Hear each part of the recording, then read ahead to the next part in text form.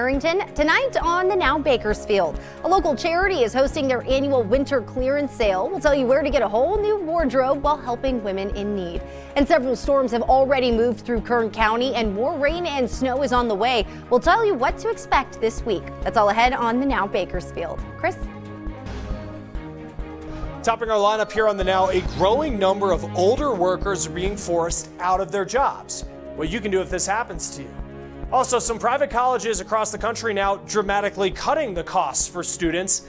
We're at one of those schools today taking a look at exactly how they're able to make that happen. Also, our investigative team been getting answers on the safety of LASIK eye surgery, the questions you need to ask before you or someone you know gets that procedure.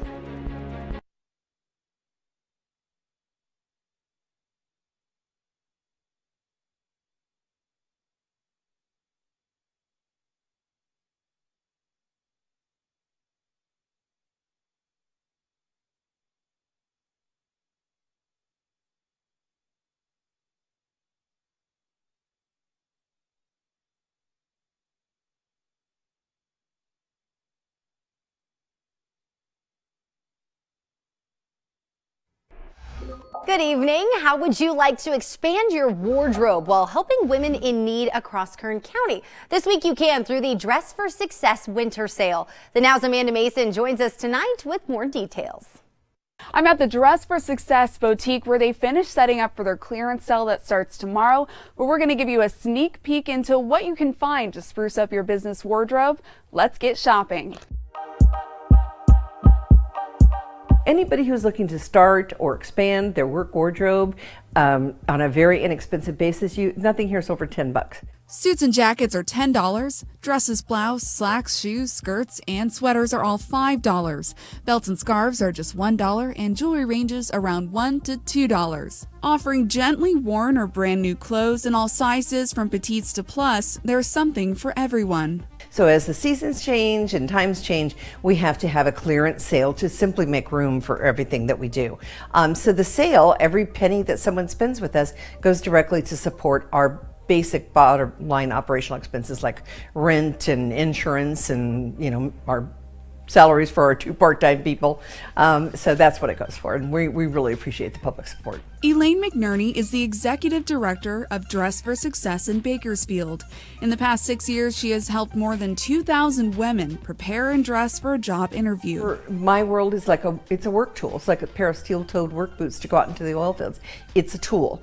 The woman has to be able to tell her own story. She has to be able to do the job she's applying for. But if you don't even get in the door because you didn't have the right look, you're never going to have a chance to tell your story. So we help them get in the door.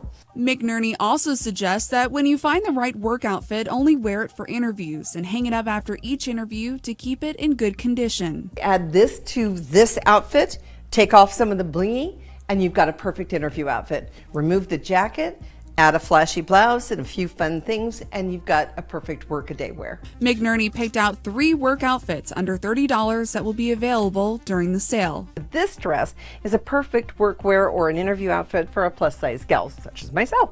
And so we have your basic sort of sleeveless shell. This one happens to be a size 22, and a nice little shrug that goes over it. Without the necklace, the final cost, $10. Yeah, so this is another excellent piece that can work many different ways. So you've got a little sleeveless shell, kind of a navy and white spring look. We even found a watch that'll go with it. This entire matching outfit plus the watch, $12. A perfect example of layering, because we know in Bakersfield you're hot, you're cold, you're hot, you're cold. You have to have things that go year round. So we have a basic black blazer, cute little underblouse. It's got some cute little earrings that go with it, and basic black pants that go with everything.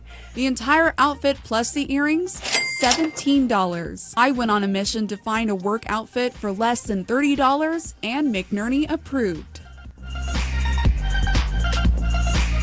And I found an outfit with the skirt, shirt, and jacket along with the earrings for $17. If you are interested in coming down to the Dress for Success boutique clearance sale on 17th and Chester Avenue, they are open on Tuesday through Friday from 10 to 5 and on Saturday from 10 to 2.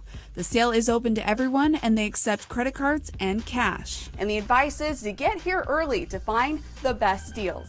For the Now, Amanda Mason, 23 ABC. All right, Amanda, thanks for that. Well, Golden Ox, an East Bakersfield restaurant that's been standing for decades, will close their doors next month. An employee that has worked at the restaurant for 20 years has confirmed that the restaurant will be closing in mid-March. Golden Ox, which is located on Niles Street, is known for serving up large portions of burgers, fries, breakfast, shrimp, and salads. The employee says she could not confirm why the restaurant is closing. However, they say the restaurant is independently owned, which means employees at the Niles location may not be able to transfer to other restaurants. We reached out to the Golden Ox on Wilson Road in White Lane in Southwest Bakersfield. Employees say those locations are not scheduled to close. Students from schools all around Kern County had a battle this weekend over books and brains at the 38th annual academic decathlon. Teams gathered at Miramonte High School to see who would come out on top, tackling subjects like economics, math, English, and science. Stockdale High School took the top spot, receiving a trophy as the overall winner. Bakersfield High School came in second place, with Arvin's team taking third. Stockdale's team will represent Kern County at the State Academic Decathlon scheduled for next month in Sacramento. From all of us here at The Now, we want to say a big congratulations. Chris? New information showing more than half of older workers are being forced out of their jobs. Let's get to The Now's Annie Taylor, here to break down the numbers and explain what to do if this happens to you. This is coming from a national health and retirement study that tracked people from the time they turned 50 until they passed away. Of those who were in the long-term jobs, 28% said they've been laid off at least once after hitting that milestone birthday. Another 15% said they stopped working because of things like a decline in pay or poor treatment in the office. And 13% said they ended up having to retire unexpectedly. If this has happened to you and you're looking for new work, one thing to check out is the AARP Employer Pledge. Companies sign it voluntarily, recognizing the worth of older workers and promising to consider applicants across all age groups. You can find the symbol on company websites, or you can even go to AARP's website for the full list. Now, it is possible that you may want to pursue action against an employer that you believe is discriminating based on age. Well, here's what AARP says about that. First, you can try going through the company's grievance process if you're still a worker there, but companies can be more likely to settle with you out of court. If you decide to file suit, AARP says you should first file a charge with the Federal Equal Employment Opportunity Commission, then discuss the next step with an attorney. All right, Annie, thank you. And today, Senator Bernie Sanders is questioning why the price of a certain medication has skyrocketed to $375,000 per year. Now, Firdapse was once free under the FDA program called Compassionate Use. Later, Catalyst Pharmaceuticals was given the exclusive rights to sell the drug. What happened next? Well, just a month after getting those rights, the company raised the price to $375,000. Sanders now wants to know what factors the company used to come up with that price. Well, let's get back to our lineup here. And some private colleges across the country are dramatically cutting costs for students. Tuition, obviously an expensive issue everywhere, but we're at one of those schools today taking a look at exactly how they're able to make this happen.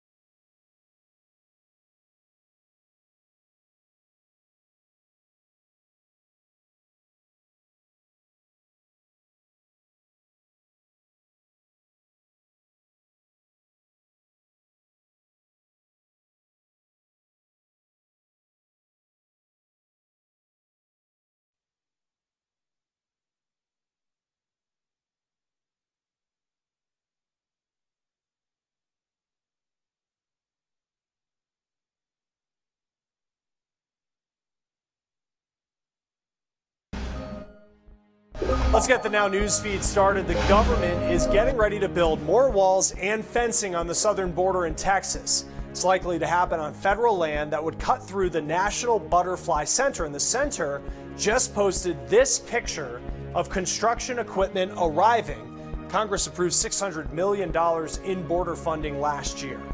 United's making some changes after one of their flights put passengers through an absolute nightmare. The flight was supposed to be from Newark to Hong Kong, but it was stranded at a small Canadian airport for 12 hours. People still on board the plane because it had some mechanical issues. Now United says today that its planes will only land at that specific airport for emergency landings. Smaller crews in the area just were not able to handle the issues the plane had. Well, something to be aware of when you fly, that Chicago's O'Hare is now the busiest airport in the country. The FAA is saying today that it actually surpassed Atlanta's airport for the top spot last year. O'Hare last held that spot in 2014. Well, in our ongoing commitment to look at solutions to the student debt crisis, we found more than 20 private colleges across the country slashing tuition costs. And not just a little, we're talking major money here. The Now's Nicole Vowell visiting a school in Maryland to find out how they're making this happen. In the heart of Maryland's capital city, you'll find the third oldest college in America. Pendulum Pit. We use it for lots of different things. A very non-traditional liberal arts private college called St. John's, where every Wednesday in the Pendulum Pit, students sing in Latin. They even have a campus dog. It is definitely unique. It is like no other college I've ever known. Mary Turner is a junior here and explains why this college is so different. What we do is we study the great books of the Western world. All of our classes are conversation-based, so we don't have any lectures. Back when Turner was choosing a school, like most, she had questions about cost. It kind of freaked me out. I was like, this is a lot of money. I don't know how I can do this. Right now, she pays more than $50 grand to attend here. But the price for new students is changing dramatically. We have decided to lower our tuition by a third, by 33%, from $52,000 to $35,000 beginning fall 2019. College president Pano Canelos says it took some thinking, but they made it happen. So what we decided to do was kind of flip our financial model upside down. He says instead of relying on student tuition to cover expenses, the college called on its alumni to donate to an endowment to offset the price. We launched this campaign last September.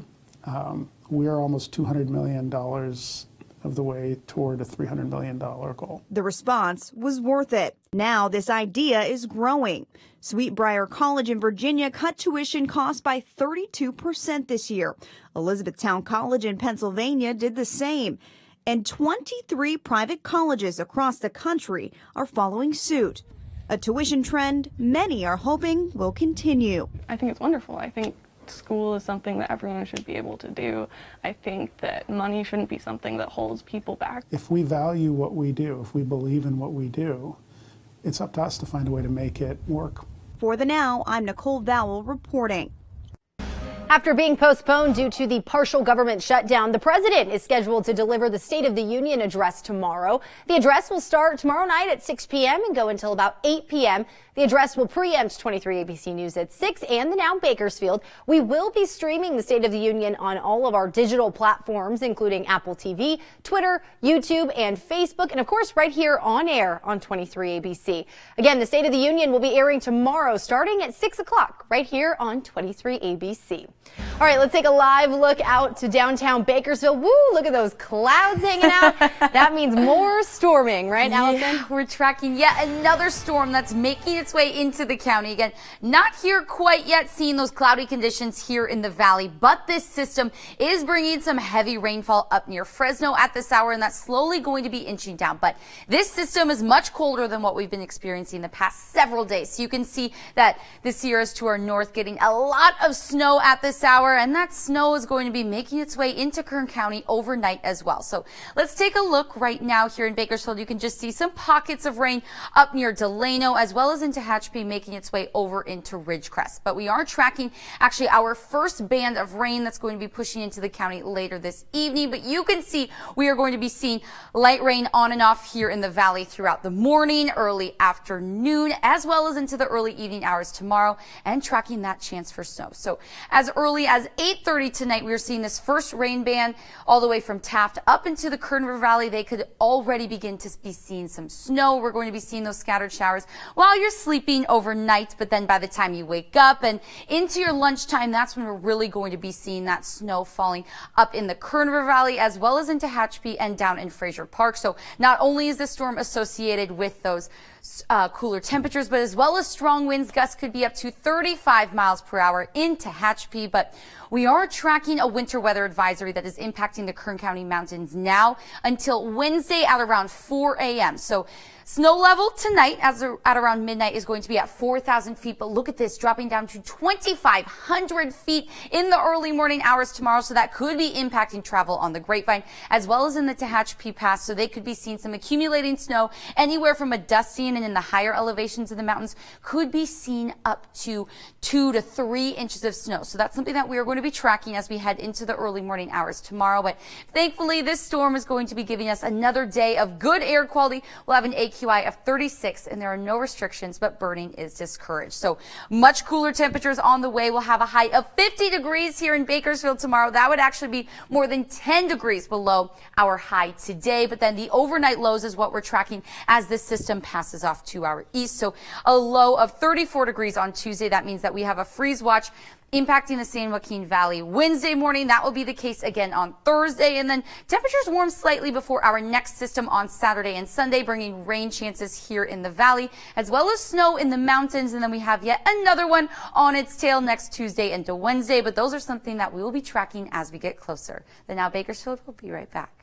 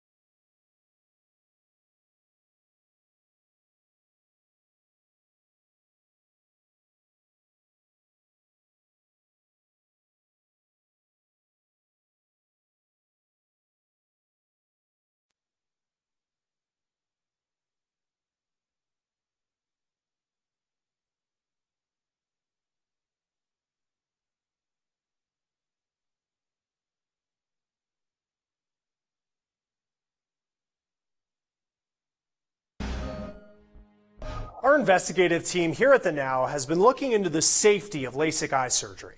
A growing number of patients say they now live in constant pain, and some to the point they took their own lives. But the majority of LASIK procedures, they are effective with no complications. And if you're considering this procedure, then now Zandy Taylor has the questions you need to ask. LASIK has improved the quality of millions of people's lives. LASIK surgery has been around for 20 years, and 19 million procedures have been done.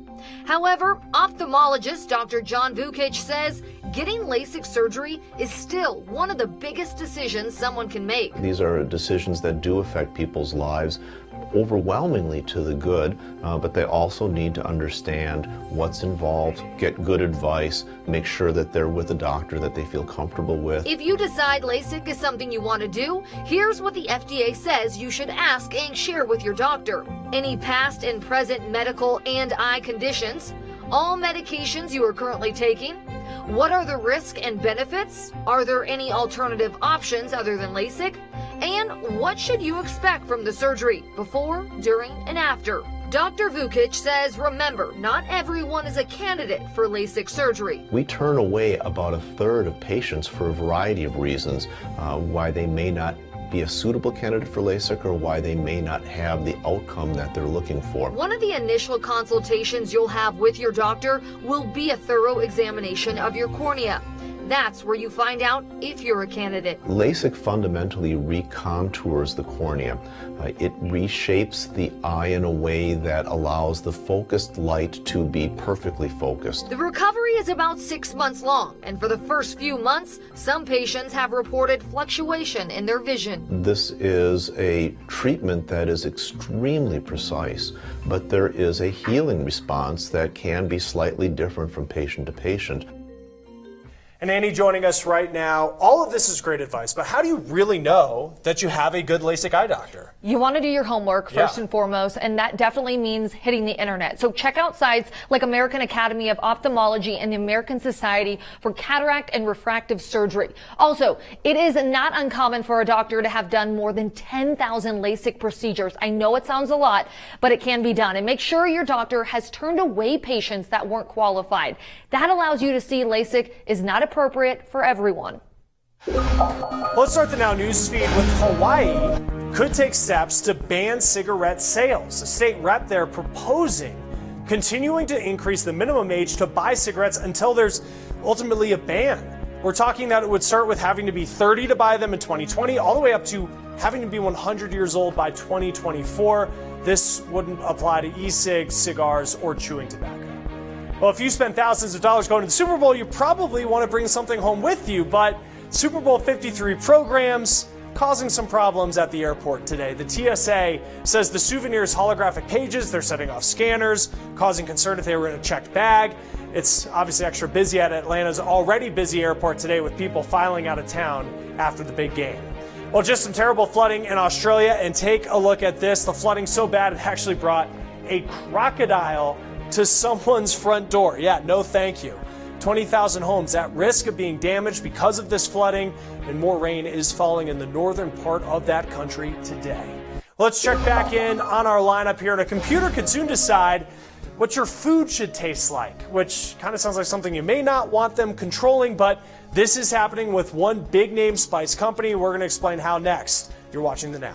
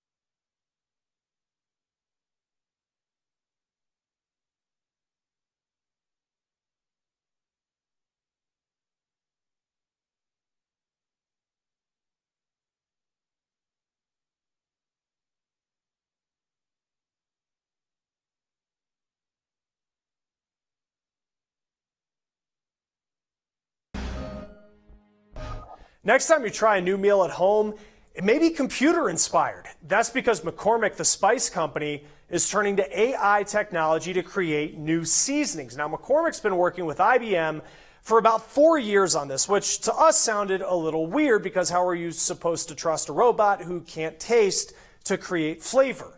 Well, IBM says it comes down to 3 things: smell, taste, and appearance. And usually the people responsible for making new seasonings at McCormick experiment with ratios and samples until they create the perfect mix of seasonings. With AI, the perfect formula would be created without all that experimentation. Now, some of the flavors that we can expect to see include Tuscan chicken, bourbon pork tenderloin, and New Orleans sausage. Meanwhile, other companies are also developing technology that can do similar jobs, like the Gastrograph app. It doesn't create new flavors or seasonings, but it does look into how certain flavors can be improved. Now, anybody can download that app and review food, Users rank food and drinks on anything from maybe being too sour to too earthy. This information helps people who create food. Doctors are starting to test out a new device that can actually measure our pain level. And tomorrow here on The Now, we're at the hospital where those tests are happening, checking out how this device could even help in curbing the opioid crisis. Coming up tonight on 23 ABC News at 11, storm systems are making slick roads and causing some flooding concerns, snow and mud. But do you know how to drive in those conditions? We'll tell you what you need to know to stay safe tonight on 23 ABC News at 11. And speaking of those storms, we're tracking another one, Allison. Yeah, it's slowly making its way into the county. We're seeing some pockets of light rainfall up near Lake Isabella as well as down into Hatchpe. So we are tracking a rainy day forecast for us here in the valley tomorrow, as well as some snow in the mountains down to pass level by the early morning hours tomorrow, which is exciting. Yep. Stay safe. Exactly. Make sure you check our website and download the app for the latest news and updates. We'll see you back here at 11.